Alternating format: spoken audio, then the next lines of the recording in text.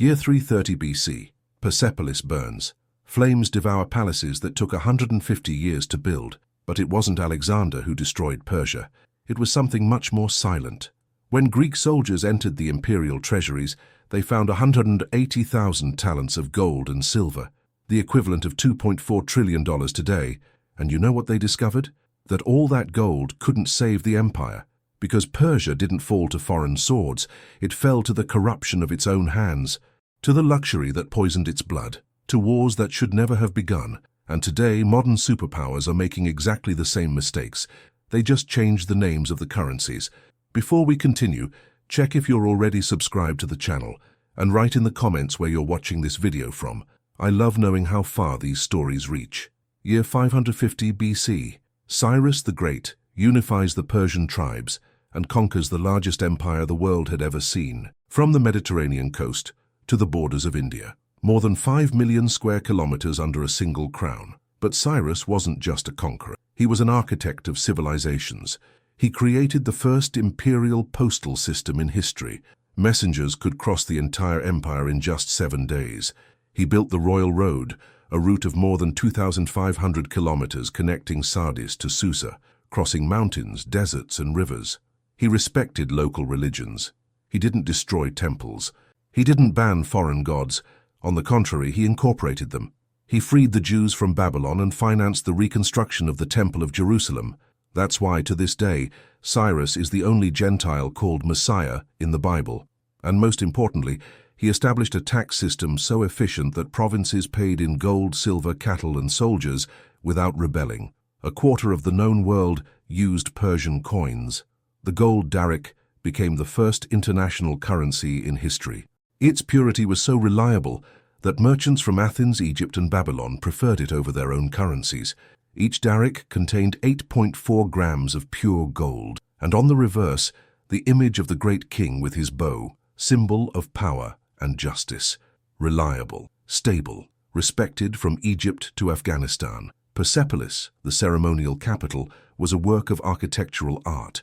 20-meter columns carved in limestone. Staircases with reliefs showing tributaries from 23 nations, bringing gifts to the great king. Sculpted lions attacking bulls. Immortal guards with spears and shields. Delegations of Medes, Bactrians, Armenians, Egyptians, all paying homage. The empire wasn't just rich. It was the very definition of wealth. Cambyses, Cyrus's son, conquered Egypt. Darius the Fence expanded the empire to the Indus River. He built palaces in Susa, Ecbatana, and Babylon, each more spectacular than the last. The Greeks called them the Golden Barbarians. The Egyptians saw them as liberators. The Babylonians considered them legitimate heirs to their millennial glory. At its peak, the Persian Empire had more than 50 million inhabitants, 1/5 of the world's population at the time.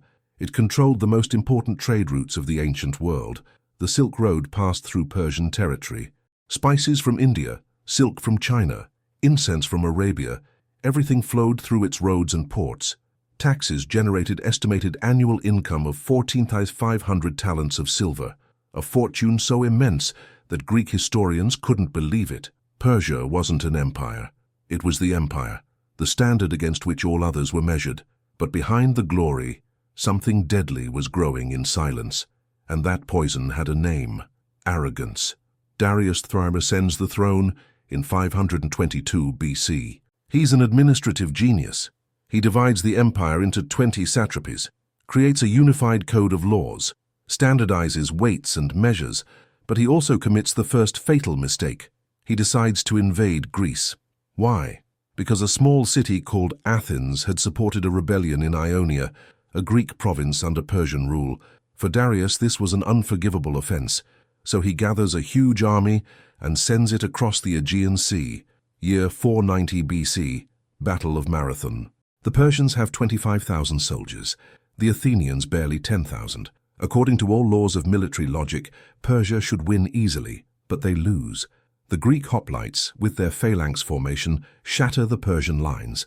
They kill 6,400 Persian soldiers and only lose 192 of their own. Darius returns to Persia humiliated, but instead of learning the lesson, his son Xerxes decides to avenge his father. And here begins the spiral of self-destruction. Xerxes and the Greek obsession. Year 480 BC. Xerxes assembles the largest army in ancient history. Numbers vary according to sources, but modern estimates speak of between 100,000 and 300,000 soldiers. He builds a bridge of boats over the Hellespont. When a storm destroys it, Xerxes orders the sea to be whipped with chains as punishment. That image says it all about the Persian mentality of the time. They believed that even nature should obey the great king.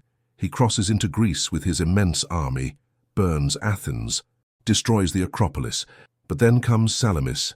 The Persian fleet, superior in numbers, is destroyed by Greek triremes in the narrow waters of the Saronic Gulf. Xerxes watches the battle from a hill, sees how his ships sink one after another, sees how his numerical advantage becomes a death trap, and he flees back to Persia. His general, Mardonius, tries to continue the campaign, but he's defeated at Plataea the following year. 2 generations of Persian kings wasted entire fortunes trying to conquer a rocky peninsula that wasn't worth 1/10 of the cost of the campaigns. How much did those wars cost? Historians estimate that the Greek campaigns consumed more than 20,000 talents of silver, nearly 2 years of tax revenue from the entire empire. And for what? For nothing. Greece remained free, and Persia had lost military credibility, money, and most importantly, the aura of invincibility. But this still wasn't the worst of it, because the Greek wars were just the symptom. The real disease was elsewhere. Luxury as state ideology. Xerxes returns defeated from Greece, and instead of reforming the system, he takes refuge in luxury. He builds new palaces, expands the gardens of Persepolis, increases his harem. Royal banquets become legendary for their excess. Herodotus describes feasts where more than 100 different types of dishes were served, meats from exotic animals, fruits brought from the ends of the empire, wine stored for decades. Persian kings traveled with retinues of thousands of people, cooks, musicians, concubines, fortune-tellers, doctors, astrologers. When Xerxes moved from one palace to another, the royal caravan could have more than 10,000 people. The logistical cost was astronomical, but no one dared question the great king, because luxury wasn't just a lifestyle. It was a political statement, a way of saying, we're so powerful we can waste. And that mentality filtered downward. The satraps began to imitate the king. They built their own palaces, formed their own harems, organized their own banquets, and to finance that lifestyle, they raised taxes, corruption as a system. The satrapies were gigantic provinces, the size of entire countries, and the satraps had almost absolute power over them. They collected taxes, administered justice, commanded local armies. In theory, they reported directly to the great king. In practice, many became semi-independent feudal lords. They collected tributes, but a significant part never reached Persepolis. It stayed in their personal coffers. They appointed family members to key positions, bought judges, manipulated local markets. And when the central government sent inspectors, the famous eyes and ears of the king, the satraps simply bribed them. If bribery didn't work, there were other methods, more permanent ones. The empire's roads began to fill with accidents. Royal messengers who mysteriously disappeared, inspectors who died in ambushes, accountants who committed suicide before delivering their reports. Corruption wasn't a flaw in the system, it was the system. And the worst part, everyone knew it, from the poorest peasant to the most powerful king. But no one did anything, because whoever tried to reform the system ended up dead. It was there that the empire began to die, and no one noticed. After Xerxes, Persia enters a phase of slow but constant decline. Artaxerxes I, Xerxes II, Darius II, Artaxerxes II, Artaxerxes III, a succession of increasingly weaker kings. Many reach the throne by assassinating their brothers. Others are assassinated by their own sons. The palace of Persepolis becomes a den of intrigues, eunuchs manipulating succession, queens poisoning rivals, generals plotting coups. And while the court destroys itself, the provinces begin to rebel. Egypt becomes independent in 404 BC and remains free for 60 years, despite multiple Persian attempts at reconquest. Each military campaign consumes resources. Each defeat weakens central authority. But this still wasn't the worst of it. The final blow was still to come. The invisible fiscal crisis. Because while the empire bled out in wars and conspiracies, something more sinister was occurring. The economy was collapsing. Taxes went up, but state revenues went down. Why? Because the satraps kept more and more money, and because constant wars ruined productive zones. Fields burned, trade routes were cut. Merchants preferred safer routes, even if they were longer. The gold daric, once a symbol of trust, began to lose prestige, not because the gold was impure, but because the empire backing it no longer inspired confidence. And when merchants lose confidence in a currency, economic collapse is only a matter of time. Artaxerxes III, the last attempt at reforms. In 358 BC, Artaxerxes III ascends the throne. He's a brutal but competent man. He kills all his brothers to secure his position. Then he tries to reform the empire. He reduces the power of the satraps, reconquers Egypt, restores discipline in the army. For a moment it seems Persia might recover, but in 338 BC, Artaxerxes III is poisoned by his own minister, a eunuch named Bagoas.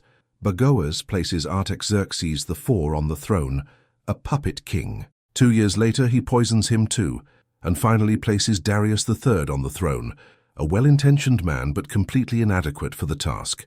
Because while Persia bled out in palace intrigues on the other side of the Aegean Sea, a young Macedonian king was building the most lethal military machine of the ancient world. His name was Alexander, and in 336 BC, when his father Philip II is assassinated, he inherits not just a throne, but a dream to conquer the Persian Empire. Alexander crosses the Hellespont. Year 334 BC, Alexander lands in Asia Minor with barely 35,000 men. It's a ridiculously small force compared to Persia's resources, but Alexander has something the Persians no longer have: cohesion. His army is professional. His generals are loyal. His soldiers believe in him. The Persians, on the other hand, are an army of mercenaries held together only by money. First confrontation, the Granicus River. Darius III isn't even present. He sends his local satraps. Alexander destroys them, and here begins the real tragedy. Because as Alexander advances, the Persian satraps begin to switch sides, not because they believe in Alexander, but because they no longer believe in Darius. The empire isn't being conquered, it's crumbling. Issus, the humiliation. Year 333 BC. Darius III finally gathers a large army and faces Alexander at Issus. He has 100,000 soldiers, overwhelming numerical superiority. But numbers don't matter when the system is rotten.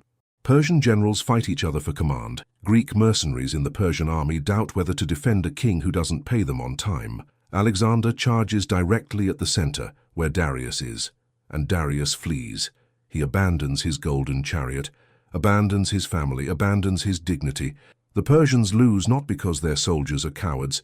They lose because the system doesn't work. When Alexander captures the Persian camp, he finds something revealing: the army's financial records, and he discovers that Darius had paid his troops with promises, not with gold, that many soldiers hadn't received their salary in months, that the imperial treasury was practically empty, despite the vaults full of gold in Persepolis, because that gold was stored, accumulated, dead. It didn't circulate, didn't pay soldiers, didn't build roads, didn't feed the people.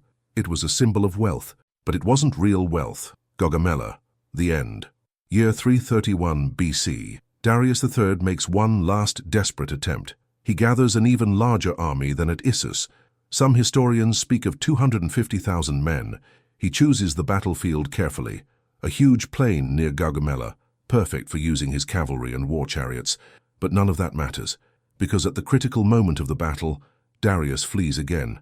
His own generals look at him with contempt, and at that moment, everyone knows the empire is finished. Darius escapes to the east. He tries to reorganize resistance in the eastern provinces, but his own satraps betray him. Bessus, satrap of Bactria, captures him, and when Alexander approaches, Bessus murders Darius and flees. Why do his own men kill him? Not out of loyalty to Alexander, but because they know the empire is dead, and they prefer to negotiate with the conqueror rather than die defending a political corpse. The last great king of Persia dies stabbed by his own nobles, on a dusty road, alone, abandoned. But the final blow was still to come. Year 330 BC. Alexander enters Persepolis, the richest city in the world, the jewel of the empire, the living symbol of 200 years of Persian glory. His soldiers walk through the marble halls of the palace, touch the carved columns, marvel at the reliefs showing the empire's greatness, and then they find the treasures, entire rooms filled with gold, mountains of silver, jewels that make the richest kings of the Greek world weep with envy. 180,000 talents in total, a fortune so large that Alexander needs 20,000 mules and 5,000 camels just to transport it. The modern equivalent would be more than $2 trillion. But here's the most important detail. All that gold was stored. It didn't circulate, didn't generate wealth, didn't pay soldiers, didn't build infrastructure. It was simply accumulated in dark vaults, as if it were a trophy. And when Alexander releases that gold and puts it into circulation, he triggers the greatest economic revolution of the ancient world. Prices rise throughout the Mediterranean, trade expands, new cities flourish.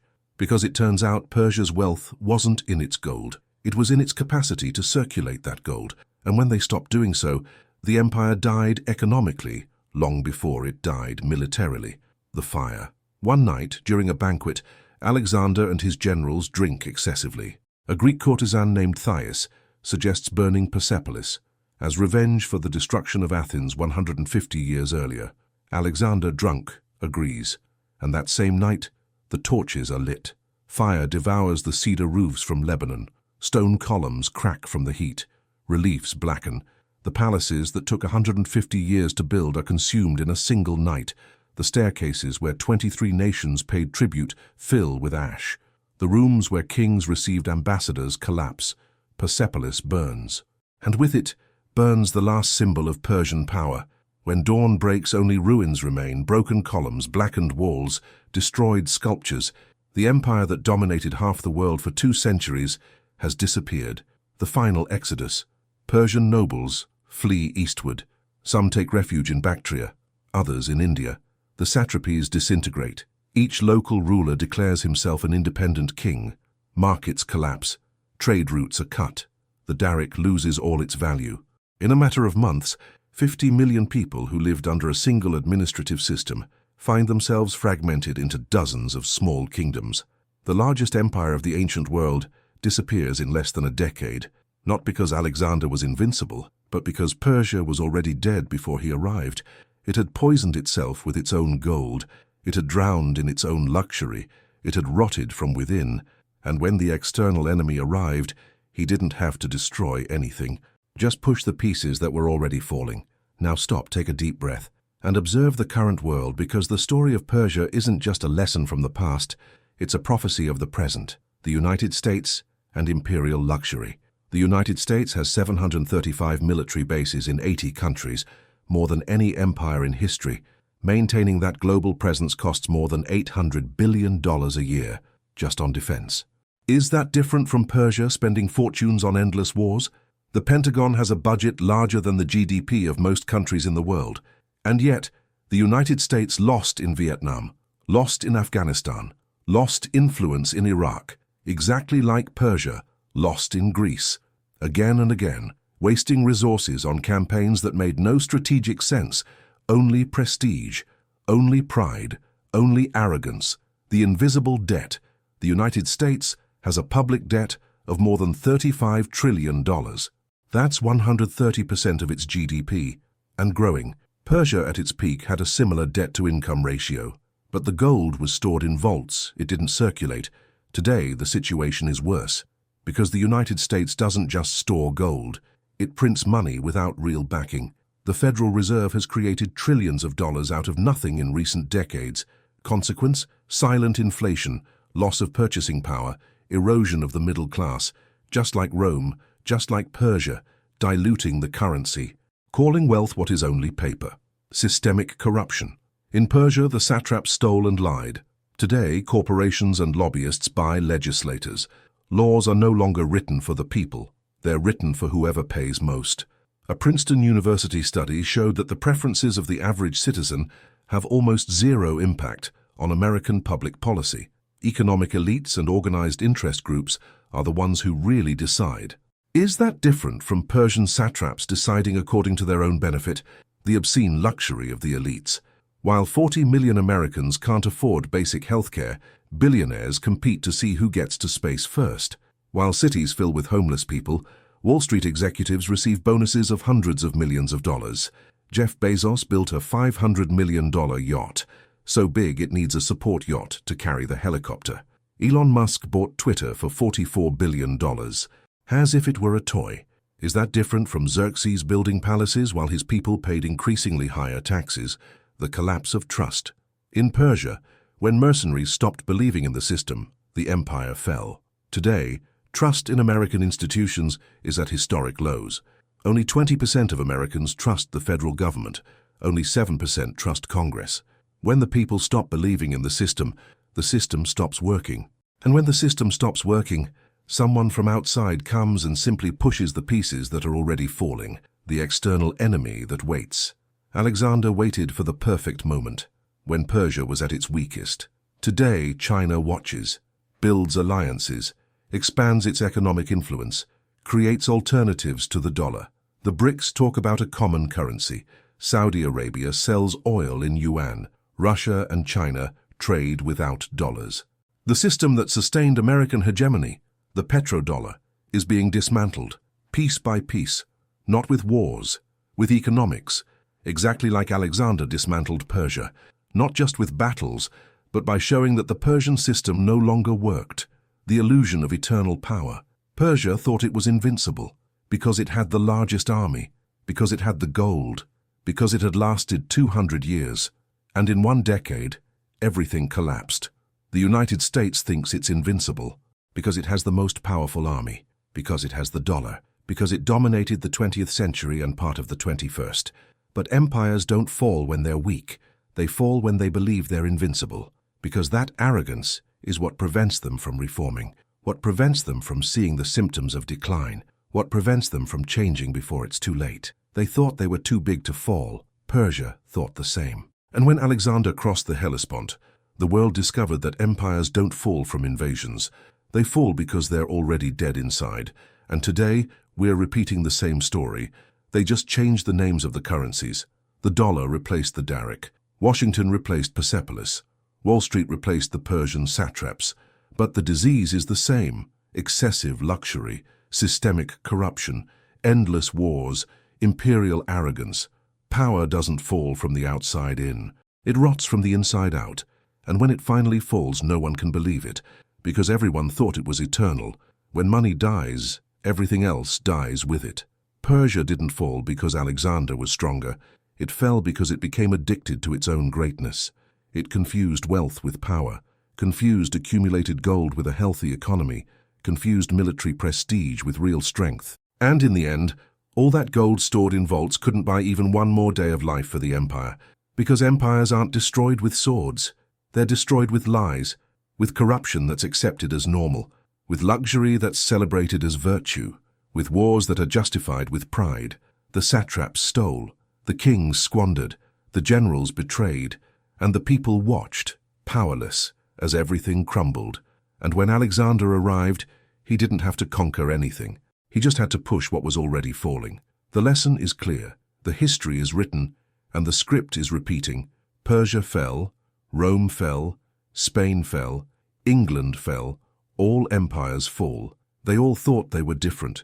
They all believed their power was eternal. They all were wrong, because power isn't eternal, wealth isn't eternal, glory isn't eternal. The only thing eternal is the cycle, rise, arrogance, decline, collapse. And that cycle doesn't stop because humans never learn, because each generation believes this time will be different, but it never is. Luxury poisons, corruption rots, arrogance blinds, and when the empire finally falls, everyone asks, how did this happen? The answer is always the same. It happened because no one wanted to see it coming. It happened because it was more comfortable to live the illusion than face reality. It happened because it's easier to accumulate gold than to build a just society. It happened because the empire stopped serving the people and began to serve itself. And when an empire serves only itself, its end is already written. Only the final act remains. The next empire in our series shows how an economic crisis destroyed 3,000 years of stability in a civilization that the Egyptians themselves believed was eternal. Because if there's one thing history teaches us, it's that nothing is eternal, except human stupidity. If this video made you reflect, subscribe to the channel, share this story, leave your comment from where you're watching us, because the lessons of the past are the prophecies of the future, and the future has already arrived. We're just waiting for someone to cross the Hellespont.